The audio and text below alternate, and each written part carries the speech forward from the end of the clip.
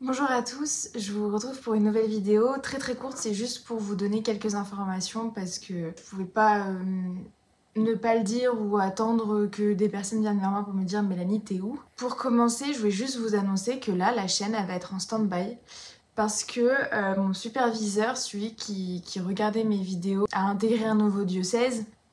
Du coup il y a beaucoup de choses dans sa vie qui se passent où il doit gérer plein de trucs et du coup il m'a expliqué que là pour cette année il pourrait plus superviser mes vidéos. Puis il faut savoir une chose aussi, c'est que j'avais énormément de vidéos qui étaient en attente. J'attendais qu'il les regarde et qu'il les vérifie pour ensuite pouvoir les poster. Et en fait je voyais bien que ça n'avançait pas, donc j'attendais juste qu'il me le dise pour pouvoir laisser Dieu chercher un peu ailleurs. Moi, comme j'ai dit à Jésus, et je vous ai dit aussi que je ne fais rien sans l'obéissance d'un représentant de l'Église, même en ce qui concerne ma chaîne. J'ai décidé du coup de mettre en stand-by la chaîne tant que Dieu ne m'envoie pas quelqu'un en fait. Je fais cette vidéo là, c'est pas pour que vous veniez me dire par mail « Ah mais moi j'ai un prêtre qui pourrait s'occuper de ta chaîne ». Je veux pas que ça se passe comme ça, je veux pas aller à la pêche. Je veux que ce soit le Seigneur qui m'amène la bonne personne. Et je sais que quand il emmène les gens, il va passer par du concret, il va pas passer par du virtuel. C'est quelqu'un que je rencontrerai, je pense, sur Lyon. Les événements de vie vont faire que je vais tomber sur cette personne-là qui acceptera ou qui m'en parlera, qui me proposera de pouvoir prendre la suite de ma chaîne. Mais de moi-même, je ne veux pas aller chercher. Si Jésus veut que la chaîne soit en stand-by, c'est qu'il y a une raison. Je pense aussi qu'il y a un besoin aussi spirituel peut-être là que je ressens, ou du moins que Dieu voit, où je dois peut-être un peu m'écarter de YouTube pour plus me former dans le cœur à cœur. Là, depuis début septembre, j'apprends plein de choses. Ma foi, Dieu, il fait tellement de choses dans ma vie, c'est dingue comment il me fait grandir. Et je pense que j'ai besoin de digérer aussi tout ce que j'apprends. J'ai besoin d'être dans le silence beaucoup plus. J'ai besoin de revenir peut-être à quelque chose de plus intérieur et peut-être de plus discret. Jésus m'a montré à quel point l'orgueil pouvait vite arriver. Et en fait, on est tous humains et on est tous sensibles à ça. Quand on tient une chaîne, quand on témoigne, quand voilà. J'ai peut-être trop désiré une vie un peu hors norme avec tout ce que je vivais. Et Jésus m'a vraiment montré que c'est pas là qu'il veut que j'aille. Et puis c'est pas là non plus où il se situe. Il est dans les petites choses. Et tant que j'ai ce désir un peu d'extraordinaire, le Seigneur me freinera et ne m'utilisera pas. Et il veut vraiment que je revienne à quelque chose de très petit, que je veuille, moi, dans un désir de vouloir vraiment une vie ordinaire, le plus ordinaire possible. Et si Jésus veut vraiment que mon témoignage s'étende et que ça soit connu en fait, c'est pas à moi de remuer ciel et terre pour que ça se fasse, c'est Jésus qui va s'en occuper tout seul comme un grand. Bon après, il y a quand même un projet qui est en cours, en parallèle de la chaîne sur lequel je bosse depuis septembre de l'année dernière, donc ça fait plus d'un an, où Jésus m'a clairement montré que c'était sa volonté, il m'a ouvert les portes là où il fallait, je n'ai rien eu besoin de faire, c'est lui qui m'a tout apporté sur un plateau, c'est quand même assez fou. Et donc ce projet se terminera en mai 2026. Pour l'instant je peux pas vous dire exactement en quoi ça consiste, mais ça va arriver. Et quand ça arrivera, je vous le dirai, je ferai une annonce un peu plus officielle. Je sais très bien que Jésus m'appelle vraiment à témoigner, quoi. Là-dessus, il n'y a pas vraiment de doute. Si je pars témoigner et que je suis pas assez morte à moi-même, ça peut vraiment devenir hyper dangereux pour mon âme. Et en fait, je me rends compte que c'est vraiment un exercice hyper casse-gueule, quoi. Faut surtout pas que je parte trop tôt. Faut surtout pas que ça commence trop tôt, il faut pas que je sois immature. Bon, pour autant, par contre, je reste toujours disponible par mail. Si jamais il y a des besoins, si je peux, moi, vous réorienter vers certains diocèses, si je peux vous donner quelques conseils, c'est avec plaisir. Il y avait 2 autres projets dont je voulais vous parler qui vont arriver. Alors, un autre aussi qui est très long, mais que là, je peux vous dire parce qu'il n'y a pas de confidentialité, c'est sur le fait qu'avec mon petit frère, donc mon petit frère est entré dans la foi juste après ma conversion, et donc on est tous les deux à fond, il a été confirmé et tout, et on a développé un attrait pour tout ce qui était les arguments rationnels de la foi catholique, et tout ce qui concerne aussi les pères de l'Église, comment l'Église a grandi. C'est vrai que moi j'ai eu énormément de débats avec des musulmans à ma salle de sport. J'ai eu pas mal de protestants aussi qui sont venus dans mes commentaires. Donc ça m'a poussé, tous ces débats, à vouloir me renseigner vraiment sur d'où vient l'Église catholique, est-ce que c'est une invention de l'homme, est-ce que l'Église catholique est née à partir du moment où il y a eu Rome qui s'est converti, enfin toutes ces questions-là avec des gens qui arrivent à affirmer des énormités avec un aplomb incroyable. Et donc du coup, je me suis dit, bah moi je veux pas entendre et écouter et recracher ce qu'on me dit, je vais aller chercher vraiment au fond. Et donc j'ai trouvé plein de pépites et notamment dans les pères de l'Église, il y a des choses qui sont incroyables.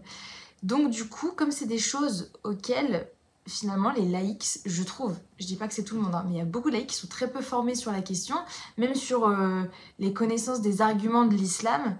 Avec mon frère, on a eu l'idée de créer un Google Doc. Alors Google Doc, j'en ai déjà envoyé dans l'onglet communauté sur YouTube. Donc c'est comme un Word qui se partage sur internet où moi je peux permettre à des gens d'y avoir accès pour pouvoir lire ce qu'il y a dessus.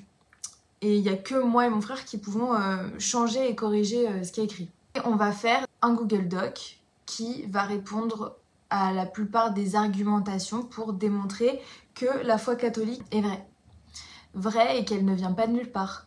Et on va essayer de diviser ça un peu en plusieurs branches, répondre un peu aux arguments des protestants, notamment sur est-ce que le sola scriptura est biblique.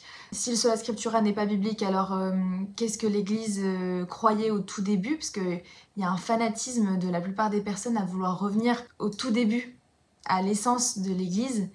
Et finalement, on se rend compte qu'il y a la Didaché qui existe et que dans la Didaché, il y a des informations très importantes sur comment les premiers chrétiens vivaient leur foi avant même que le Nouveau Testament soit compilé. Tout ça, on va essayer de reprendre aussi d'un point de vue historique et archéologique quels sont les papyrus que nous avons les plus anciens aujourd'hui, qu'est-ce qu'ils disent dessus.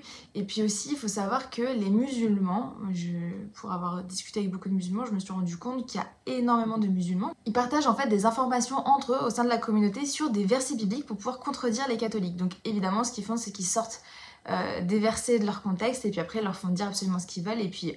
Par exemple, les musulmans croient que Jésus n'est qu'un simple prophète. Bon bah de dire que Jésus prie Dieu, et bah ça ils vont l'utiliser, ils vont montrer que ça vient de la Bible et puis ils vont l'utiliser contre les catholiques en disant bah oui regarde Jésus il a dit qu'il priait Dieu donc il n'est pas Dieu. Et en fait ils se le partagent entre eux, donc ils n'ont jamais ouvert la Bible de leur vie, ils ne connaissent pas les écrits du Nouveau Testament, mais par contre ils sont allés chercher des petits arguments à droite à gauche qu'on leur a donnés et qui se partagent entre eux. Ce que je trouve pas con. Alors, c'est sûr que c'est mieux de lire un livre en entier. Comme le Coran d'ailleurs, si on veut vraiment savoir ce qui est écrit dedans, bah, je crois qu'il faut le lire en entier, il ne faut pas juste aller chercher des sourates à droite à gauche. Il y a aussi les hadiths pour mieux comprendre le contexte. Les musulmans, eux, ils sont au taquet sur le fait d'être formés à contredire les chrétiens. Et bien nous, qu'est-ce qu'on fait là-dessus? Pas grand-chose. Alors il y a des personnes qui, des apologètes, des théologiens de plus en plus, qui s'ouvrent et qui commencent un peu à faire des vidéos intéressantes pour permettre de donner des appuis si on a des débats avec des musulmans ou avec des personnes qui sont d'autres confessions. Mais ça reste pauvre. Je trouve qu'au niveau de l'accès à la connaissance de tout ça, c'est quand même très restreint. Et un Google Doc, c'est juste un lien qui se partage, donc en fait ça peut se diffuser très vite. Nous, on va essayer de reprendre tout ça. Le but, ce serait que ce soit supervisé par un prêtre. Donc pour l'instant, on le fait un peu à notre sauce et ensuite ce sera tout revérifié. On va travailler là-dessus. On fera une partie sur l'islam pour justement aussi donner des appuis sur comment répondre aux arguments ou aux contre-arguments des musulmans face par exemple à la Bible. Les musulmans, leur premier argument qu'ils vont devoir tenir, c'est le fait que la Bible est falsifiée parce que selon eux, Mohammed a dû venir avec la dernière révélation parce que la Bible a été falsifiée. Donc en fait, si on montre que la Bible n'est pas falsifiée, eh bien Mohammed est un faux prophète et il n'a rien à faire là, quoi. Donc ça, c'est un projet qui est en cours, on l'a commencé avec les textes des pères de l'Église. Là, on est en train petit à petit de creuser, à savoir en quoi il y avait déjà les germes des dogmes aujourd'hui qu'on connaît dans la foi catholique. Même si la chaîne elle est en stand-by sur moi, ce que je vous dis par rapport à ce que j'apprends de la foi, etc. Il y a quand même un projet, c'est pas encore sûr à 200%, mais en tout cas je sonde un peu Jésus et je sens que la porte est plutôt ouverte à ce sujet-là.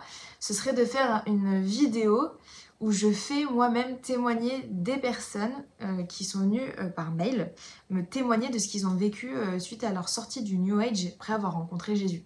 Enfin, ce que j'aime bien en fait dans les mails, c'est que les personnes qui sont venues à moi, sont des personnes qui ont vécu des choses dans le New Age, mais très différentes. Le New Age, ça touche vraiment, mais à tout, quoi. On a la cartomancie, on a le pendule, on a tout ce qui est soins, bien-être, reiki, etc. Il y a la médiumnité, la voyance, il y a l'hypnose régressive, enfin, tous ces domaines-là, la communication animale, etc. Tout ça, c'est des choses qui font partie, en fait, du même truc, qui est vraiment très très proche du chamanisme. En réalité, c'est vraiment une expansion du chamanisme qui s'occidentalise. Pourquoi pas faire une vidéo où je fais témoigner ces gens-là, alors à voir comment. J'en ai déjà 2-3 qui seraient ouverts à cette idée-là pour les faire témoigner. Et donc faire une vidéo assez longue avec 4 témoignages de peut-être 30 minutes chacun. Moi, ce qui m'intéresserait, j'en ai un sur l'hypnose régressive, j'en ai un, potentiellement, il faut que je revérifie avec elle, sur la communication animale. J'en ai un autre qui m'avait témoigné, lui c'était du New Age un peu plus comme on connaît. Peut-être qu'il m'en manquerait un. Donc s'il y a quelqu'un qui se sent, qui est catholique et qui se sent témoigner peut-être sur un autre sujet que ceux que j'ai déjà évoqués, pourquoi pas. Voilà, je laisse la porte ouverte si jamais, et puis sinon il n'y en aura que 3, c'est pas grave. Ensuite, je tenais aussi à vous rassurer sur le fait que je suis toujours très bien accompagnée par mon père spirituel à Lyon. Ça se passe très bien, on se voit très souvent et ça m'aide énormément. Je suis très heureuse dans ma vie de foi, dans mon métier. Et puis en fait, je suis vraiment amoureuse de Dieu, quoi. Jésus, ça prend une place de plus en plus importante dans mon cœur et c'est assez fou. Hein. Des fois, ça me dépasse. J'arrive même pas à comprendre comment c'est possible que j'aime autant Jésus. Je sais que ça vient de lui, que c'est lui qui déclenche ça dans mon cœur, mais je l'aime vraiment trop. J'ai aussi de plus en plus des petits signes du Padre Pio et ça me touche parce que c'est un saint que j'admire particulièrement. J'ai vraiment la paix, j'ai la joie, et en fait je suis très heureuse de plus me mettre la pression à faire plein de choses pour Dieu et juste de laisser Dieu faire. Et ça m'a vraiment, mais ça m'a enlevé quelque chose. Et l'oraison là que je fais tous les jours, je travaille pas, je fais 1 heure d'oraison par jour et je médite à un passage de l'imitation de Jésus-Christ. Et c'est, mais ça aussi c'est tellement puissant. Enfin, et là je lis un bouquin en ce moment que je vous conseille et j'en profite. Avec le reflet, je sais pas si on voit bien. La force du silence du cardinal Robert Sarah. Et moi j'ai tellement eu du mal au tout début à rentrer dans le silence, dans l'oraison, et que maintenant ça va beaucoup mieux depuis que je suis allée à la Flatière. Et je trouve ce texte, je sais pas comment dire, c'est d'utilité publique dans notre monde qui est toujours agité. Je trouve que Jésus me pose de plus en plus et je sais pas, il fait vraiment des merveilles quoi, c'est pas parce que la chaîne est en stand-by que ça veut dire que ça ne va pas ou que moi je suis dépitée ou qu'il y a des choses qui vont pas, vraiment pas du tout. C'est juste selon la volonté de Dieu, c'est lui qui gère et moi je reste pied en éventail, c'est lui qui s'en occupe quoi. En tout cas, je prie pour vous, vraiment tous. Vos mails me touchent aussi particulièrement, vraiment je reçois des mails des fois qui sont exceptionnels quand je vois les conversions et tout, mais c'est dingue quoi. Ce que Jésus y fait, c'est juste fou, gloire à Dieu.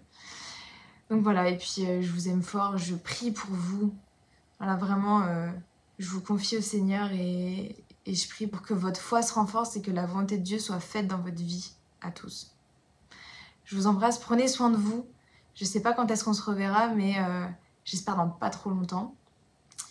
Et puis n'hésitez pas à prier pour que la volonté de Dieu se fasse au sujet de la chaîne.